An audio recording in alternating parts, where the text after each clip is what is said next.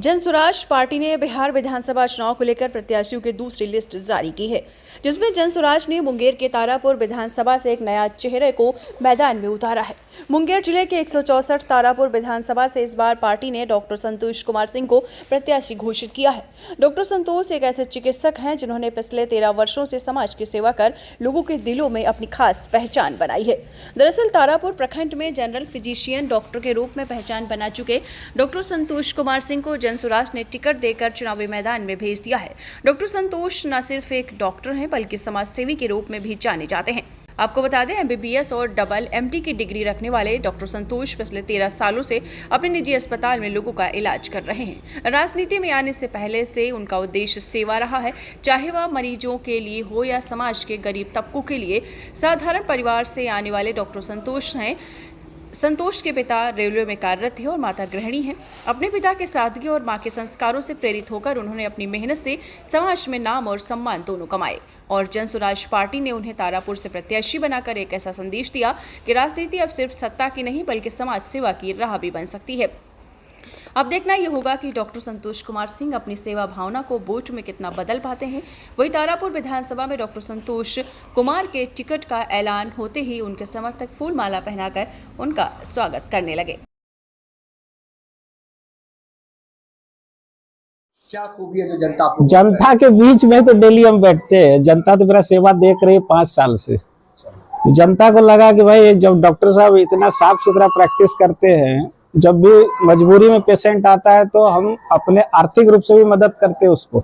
तो लगा कि अरे ऐसा आदमी पहला बार देखे हैं एज ए डॉक्टर की, पहला बार कोई है कि हमको पैसा से भी मदद कर देता है, फीस तो छोड़िए दवा का भी पैसा दे देते। तो जनता यही देख के खुश थी कि अगर ऐसा नेता को हम चुन लेते हैं तब तो जो भी काम बचा रहेगा वो भी आसानी से सुन लेंगे। ये तो हम तो हमेशा अवेलेबल रहते हैं, हमेशा 24 घंटा तो यहीं बैठे रहते। जनता मेरे पास आती है, दुख सुख तो समझते ही सब जनता का। अच्छा, अगर आप चुनाव जीतते हैं, एकदम प्रैक्टिस, एकदम जनता, कैसे चलाएंगे? ये 2 ही काम नहीं 3 काम हो जाएगा। एक तो प्रैक्टिस, ऊपर से जनता के बीच जाना, तीसरा पटना भी जाइए, 3 काम हो जाएगा।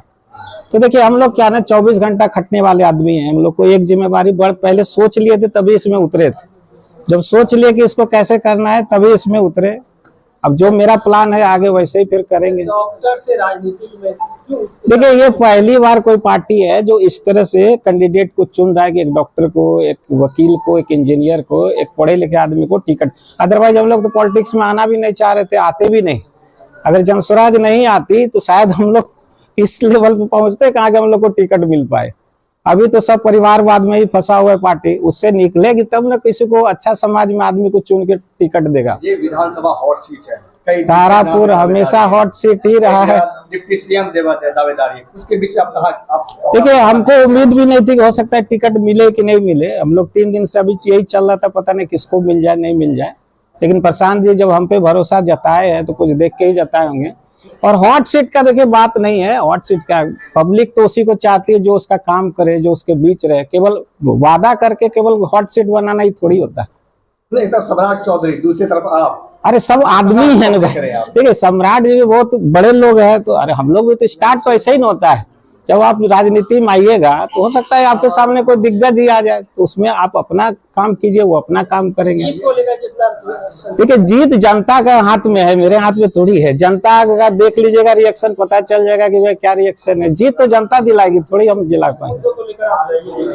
देखिए मुद्दा तो पहले से प्रशांत का फिक्स है कि पलायन का मुद्दा हो, रोजगार का मुद्दा हो, शिक्षा का मुद्दा हो। और एक शिक्षित प्रतिनिधि अगर मिलता है आपको तब तो जरूर उसमें बेहतर काम करेगा। मेरा नाम डॉक्टर संतोष कुमार सिंह है।